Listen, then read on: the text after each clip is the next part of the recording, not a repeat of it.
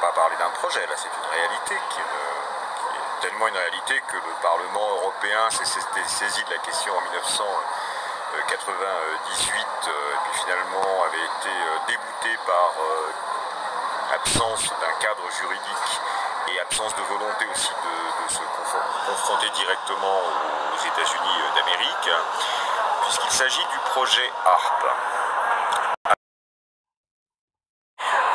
Donc HARP c'est quoi en fait? Alors ce sont des antennes. Alors il y a une énorme station qui est basée en Alaska, qui existe. Je dirais que même devant l'augmentation ce qu'ils appellent les théories du complot, le gouvernement américain a en 2016 décidé de faire une journée porte ouverte pour essayer de faire de la contre-communication sur tout ce qui s'écrivait à droite à gauche, et donc je vais vous faire peut-être apprendre un certain nombre de choses. Donc ils ont fait une opération de contre-communication en fait. Donc cette station elle existe, elle a officiellement un budget de 30 millions de dollars par an, mais qui est, d'après ce que j'ai cru comprendre, exprès sous-évalué, que c'est beaucoup plus. Elle double régulièrement de surface et de puissance. Alors en fait, HARP, c'est quoi? Bon, ce sont des envois d'ondes au travers de...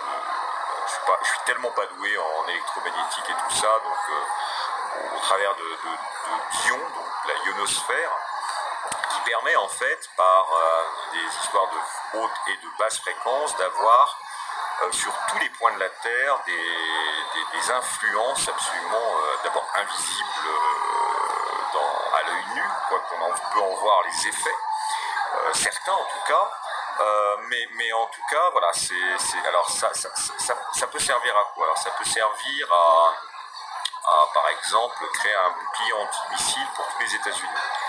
Ça peut abattre tout avion, tout équipement militaire où que ce soit sur la planète. Ça peut communiquer sans donc les satellites avec des sous-marins. Ça peut réaliser une photographie extrêmement précise sur je sais pas moi, sur les fonds marins, sur une zone donnée. Ça peut mettre en feu des installations industrielles avec des incendies provoqués. On a vu tout ça, on a des exemples. Alors ça peut évidemment, et c'est un point absolument majeur, c'est une arme climatique. Ça peut contrôler le climat et donc créer artificiellement des orages, des ouragans, des cyclones, des tremblements de terre, des pluies diluviennes. Et quand on met en... Donc c'est une arme sur le plan politique qui est absolument redoutable, parce que ceux qui la possèdent, il y a un certain nombre de grandes puissances qui à ma connaissance l'ont et d'autres pas, ont un pouvoir et un pouvoir occulte en l'occurrence, c'est-à-dire que les citoyens, dont les citoyens la plupart n'entendent pas parler, et qui permettent en fait à un certain nombre de grandes puissances d'obtenir exactement ce qu'elles veulent par un chantage, parce que forcément, qui dit arme climatique dit forcément qu'il n'y a pas que la nature et le pays qui est victime, il y a aussi ses habitants. Donc voilà, ça sert aussi à ça, donc les armes climatiques, c'est-à-dire bousiller les peuples, les pauvres ou la petite bourgeoisie de préférence, c'est tellement plus drôle. Et puis attaquer un dom-tom pour commencer, c'est rigolo aussi. Et puis bien sûr faire chanter les États. Et puis créer partout des états de panique, parce que quand les gens n'ont plus rien et ils sont en état de peur, on leur fait gober tout ce qu'on veut. Donc voilà, ça sert à ça, HARP. Après, il y a effectivement les guerres, comment mettre une nation à genoux. C'est-à-dire que si on peut faire un ouragan, et ils peuvent effectivement avec le système HARP, dont je vais vous parler tout de suite après, ils ont la possibilité de créer des ouragans, des tremblements de terre, des tsunamis, ce qu'ils veulent. Donc ça permet de dire à une nation, si t'es pas sage, voilà ce qui va t'arriver. Ou si carrément s'ils insistent, de le faire et puis de voir après.